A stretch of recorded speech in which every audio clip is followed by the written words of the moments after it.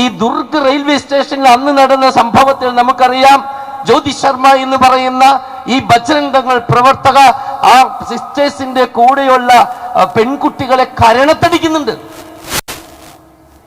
അങ്ങനെ കരണത്തടിച്ച് പെൺകുട്ടികള് അവർ യഥാർത്ഥത്തിൽ പറയേണ്ട മൊഴിയൊന്നുമല്ല കൊടുത്തത്, അവരെ ഭീഷണിപ്പെടുത്തിയ മൊഴിയാണ് FIR-ലുള്ളത്. എന്നിട്ട് ഈ കുട്ടികളെ റിലീസ് ചെയ്തു. നമുക്കറിയാം, വന്ദന സിസ്റ്ററും മേരി ദീപ്തി സിസ്റ്ററും അതുപോലെ അവരുടെ കൂടെ ഉണ്ടായിരുന്ന പയ്യനുമാണ് അല്ലെങ്കിൽ പുരുഷനുമാണ് ജയിലിൽ. മറ്റ് 3 കുട്ടികളെ പറഞ്ഞയച്ചു. അവർ വീടുകളിൽ ചെന്നപ്പോൾ ഇന്ത്യൻ എക്സ്പ്രസ് പത്രത്തിന്റെ ഒരു പത്രപ്രവർത്തകൻ അവരെ ഇന്റർവ്യൂ ചെയ്യാൻ പോയി. അപ്പോൾ അതിലൊരു പെൺകുട്ടി പറഞ്ഞത് എന്താണെന്നറിയോ? അവർ നിരപരാധികളാണ്, അവരെ വിട്ടയക്കണം.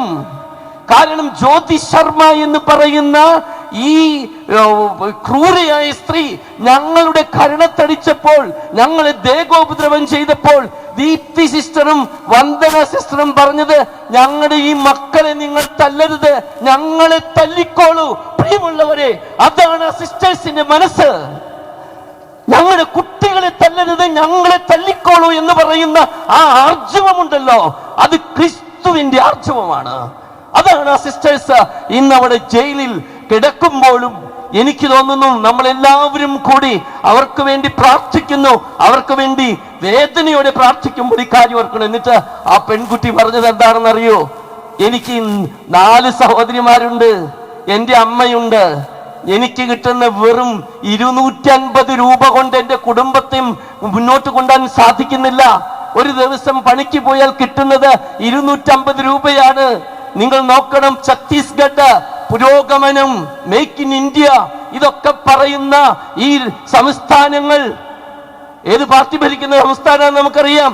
അവിടുത്തെ ജനങ്ങൾക്ക് ഒരു ദിവസത്തെ കൂലി പാവപ്പെട്ടവന് കിട്ടുന്ന 250 രൂപയാണ്. അത് ആ 250 രൂപയിൽ നിന്നും മെച്ചപ്പെട്ട ഒരു ജോലി, ഒരു മാസം 10,000 രൂപ, അക്കോമഡേഷൻ, ഭക്ഷണം, എന്റെ കുടുംബത്തെ പുലർത്താനായിട്ടുള്ള വക എനിക്ക് കിട്ടുന്നറിഞ്ഞപ്പോൾ ഞാൻ ബോധപൂർവം എന്റെ മാതാപിതാക്കളുടെ അനുവാദത്തോടു കൂടി പോയതാണ്. അതുകൊണ്ട് അവർ നിരപരാധികളാണ്, അവർ ഞങ്ങൾ രക്ഷിക്കാൻ വന്ന മാലാഖമാരാണ്.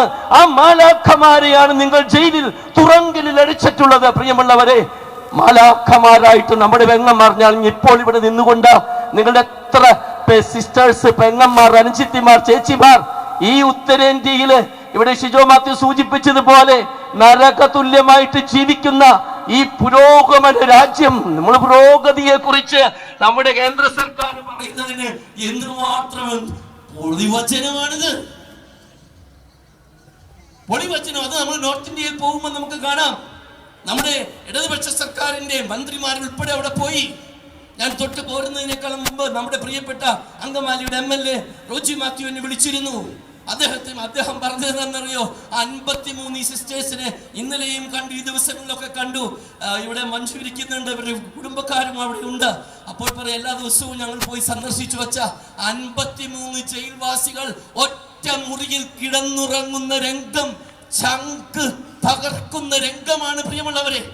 അത് അവർക്ക് വേണ്ടിയിട്ടാണ്, ഈ ഇന്ത്യ മഹാരാജ്യത്തിലെ പാവങ്ങൾക്ക് വേണ്ടിയിട്ട്. മതം നോക്കാതെ, ജാതി നോക്കാതെ, ആദിവാസിയാണോ ദളിതനാണോ ഒന്നും നോക്കാതെ മനുഷ്യരെ മനുഷ്യരാക്കാൻ വേണ്ടി തങ്ങളുടെ ജീവിതം സമർപ്പിച്ച സന്യാസിനികൾ എത്രയോ പേരുണ്ടെന്നറിയോ? അവർക്ക് ഇവിടെ കുടുംബത്തിൽ ഒന്നും കഴിക്കാനില്ലാത്തവരൊന്നുമല്ല. അവർ നല്ല നല്ല കുടുംബങ്ങളിൽ നിന്നും സുന്ദരമായിട്ട് ജീവിക്കാവുന്ന സാഹചര്യങ്ങളുള്ളവരാണ്. എന്നിട്ടും അവർ പോയിരിക്കുക ഈ ചെളിക്കുണ്ടിലേക്ക്. എന്തിനാണ്?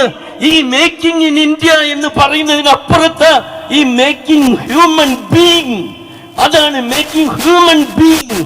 ദൈവം ഈശ്വരൻ സൃഷ്ടിച്ച മനുഷ്യനായിട്ട് ജീവിക്കണം. വിശുദ്ധ ഇരണേമോസ് പറയുന്നത് പോലെ സജീവനായ മനുഷ്യനാണ് ദൈവത്തിന്റെ മഹത്വം. The glory of God, the man fully alive. എവിടെയൊക്കെ മനുഷ്യന് ജീവൻ നഷ്ടപ്പെടുന്നുവോ, എവിടെയൊക്കെ മനുഷ്യന് കുഷ്ഠം ബാധിച്ചിരിക്കുന്നുവോ, എവിടെയൊക്കെ മനുഷ്യന് അന്ധത, ബ്ലൈൻഡ് സ്കൂൾ, നീർപ്പാറയിലെ, അതുപോലെ തന്നെ കാലഘട്ടി, ഇതൊക്കെ നമുക്ക് പരിചയമുള്ള സിസ്റ്റേഴ്സ് നടത്തുന്ന അങ്ങനെ എത്രയോ സിസ്റ്റേഴ്സ് മനുഷ്യനല്ലാതായി മാറുന്നിടത്ത് ഈ മാലാഖമാർ ചെന്ന് പ്രവർത്തിക്കുന്നു.